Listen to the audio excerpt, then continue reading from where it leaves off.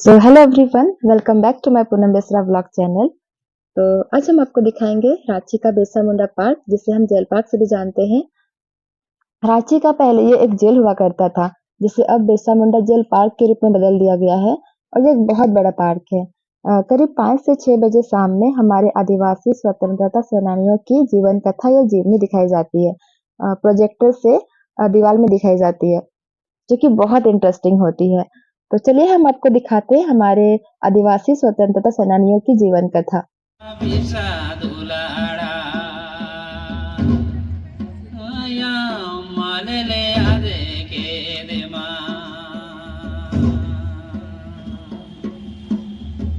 सरकार ये भूल गई कि सूरज अस्त होता है उदय होने के लिए।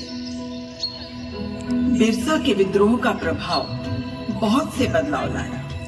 भगवान बिरसा के हाथों जली मशाल अब बड़ा रूप ले रही थी। सरकार को झुकने के अलावा कोई दूसरा रास्ता नहीं दिख रहा था और परिणाम स्वरूप कई महत्वपूर्ण सुधार हुए। समाज की मूल व्यवस्था प्रणालियों को फिर से बहाल किया गया। सरकार ने समाज की समस्याओं के निवारण के लिए गुमला और खुंटी को सब डिवीजन बनाया। सरकार CNT एक्ट 1908 लेकर आई। जंगलों में बाहरी लोगों के बसने पर प्रतिबंध लगा। नीतियों में सुधार करके समाज को उनकी भूमि के अधिकार वापस दिए गए। इसके बाद गुमला विष्णुपुर के जतरा टाना भगत की अगुवाई में एक और आंदोलन का जन्म हुआ। इस आंदोलन के विचार का आधार पूरी तरह से धार्मिक, आध्यात्मिक था। मदिरा और मांसाहार का त्याग करके ईश्वर की आस्था का हाथ थामे आंदोलन ने जमींदारों के साथ विद्रोह और सरकार के साथ असहयोग की नीति अपनाई। सन 1914 में इस आंदोलन का आधार रखने वाले जतरा टाना भगत, जो जीव हत्या के विरोध और अहिंसा के प्रचारक बने, एक बार पेड़ से अंडे उतारते हुए उनके हाथ से अंडे छूटे और उन्होंने अंडों में भूम देखा। तभी से उन्होंने स्वयं जीव हत्या का त्याग किया और इसके प्रचार में लग गए। फिर उन्होंने अपने इसी विचार को आंदोलन में अपनाया। भगत के इस अनोखे तरीके ने लोगों को बहुत प्रभावित किया और देखते ही देखते हजारों लाखों लोग उनसे जुड़ गए। आंदोलनकारियों ने सरकार को भूमि कर देने का विरोध किया। परिणाम स्वरूप अंग्रेजी सरकार ने जतरा टाना भगत को जेल में डाल दिया। सन 1916 में जतरा टाना भगत के मृत्यु के पश्चात भी यह आंदोलन उनके शिष्यों के नेतृत्व में न केवल जारी रहा, बल्कि जिसका प्रसार भी बहुत तेजी से हुआ।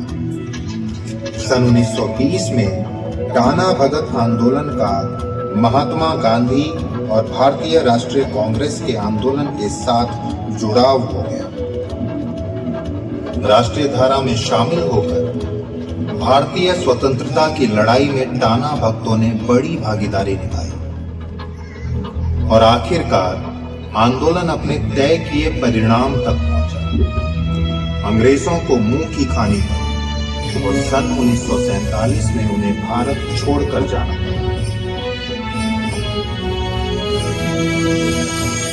मेरे भीतर अपने जीवन को बलिदान करने वालों की ये गाथाएं नासूर बनकर पल रही हैं और मैं इस दुख को नियति मानकर जी रही थी। आज आपसे ये दुख बांटकर मन हल्का हो गया। भगवान बिरसा मुंडा के साथ सारे शहीदों के मेरे लिए समर्पण और त्याग ने मुझे गौरवान्वित तो किया ही है, साथ ही उनका जीवन समाज के लिए एक प्रेरणा बनकर उभरा है और दिलों में दिया बनकर रोशन है। ये भगवान बिरसा मुंडा के चमत्कारी व्यक्तित्व का प्रभाव था कि उनके चित्र को भारतीय संसद में सम्मान देकर स्थापित किया गया। और इस तरह इतिहास में आदिवासी समाज के स्वर्णिम काल का आरंभ हुआ।